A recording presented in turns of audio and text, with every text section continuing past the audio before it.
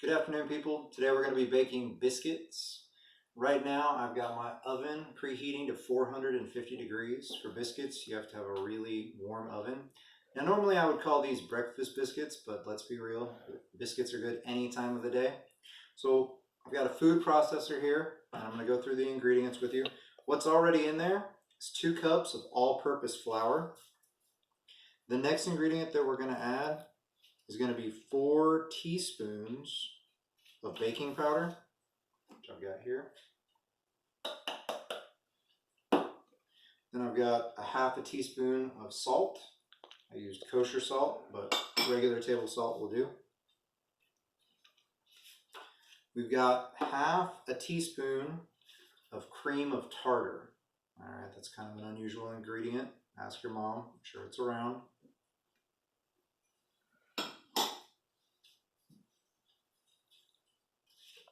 And then we've got 1 tablespoon of sugar. Now this recipe can go up to 4 tablespoons of sugar depending on how sweet you like your biscuits. Here at my house, we like a moderately sweet biscuit, but not overly sweet. Okay, so 1 to 4 tablespoons of sugar. And then what I have right here is I have 1 stick of softened butter that I've cut into little pats. Now, before I add the butter, I'm gonna go ahead and I'm gonna mix the dry ingredients in the food processor. And you just want to pulse it. That's probably enough to get it mixed. All right, when you add the butter, okay, you want to not just dump it in there in one big heap. Kind of put it in different spaces in the bowl of the food processor. All right. All right. Now we're going to pulse this couple of times until it looks kind of mealy.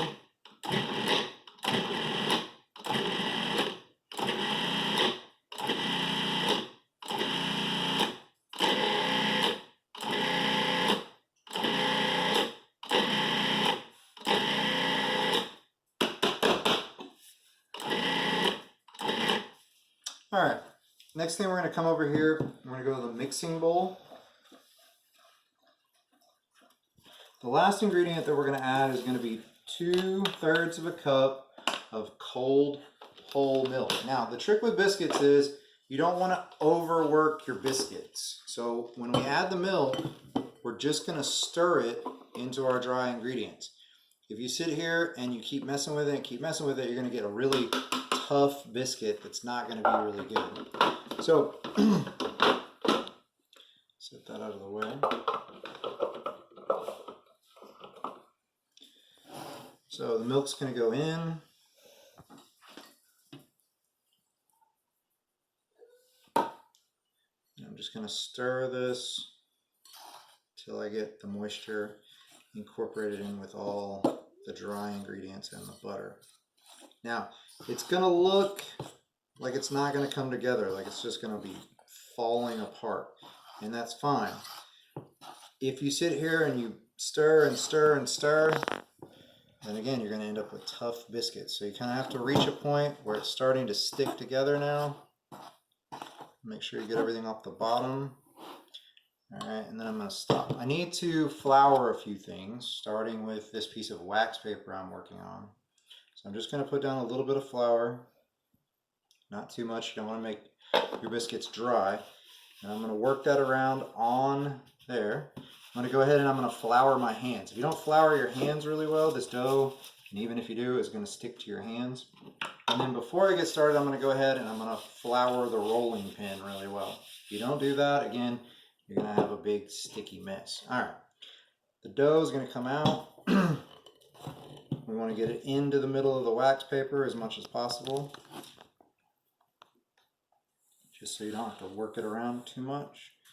Pull this off here. Make sure you get all of it out of your bowl. You don't want to waste any of it. All right, so like I was saying, you would think when you look at this that it's not going to come together, it's not going to make biscuits. So we're just going to kind of get it together very gently here in the center. Make kind of a mountain of it. All right. And then I'm just going to start to roll it out. I'm not really forcing this down, not really pressing hard. I'm just kind of working it back and forth. And it's going to stick to the roller a little bit. The wax paper is going to make it want to slide around. Just kind of have to be patient. Now, if you want a taller biscuit, you can leave it really tall like this. I personally prefer a more petite biscuit, so I'm going to roll it until it's about an inch thick all the way. If your roller gets too clogged up, okay, just pick up some more flour off your board, flour it back up.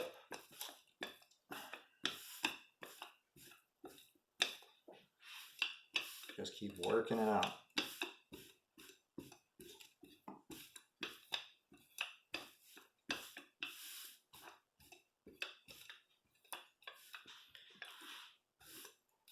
All right, when it comes to cutting your biscuits, you got a couple of choices.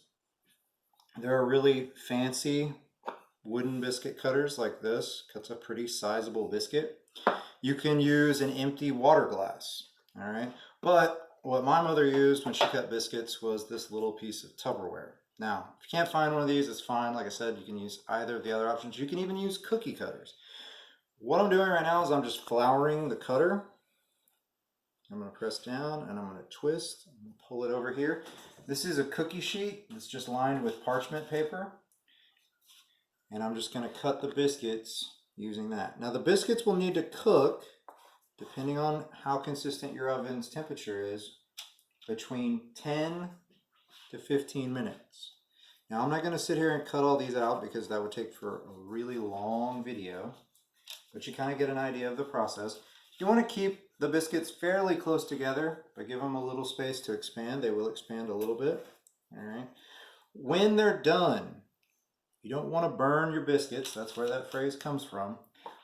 I baked these earlier. The bottom of the biscuit should just start to be turning golden brown. If it's any darker than that, it's going to be too dark. All right. So 450 degrees, 10 to 15 minutes. You should end up with about 2 dozen biscuits, depending on what size you end up cutting them.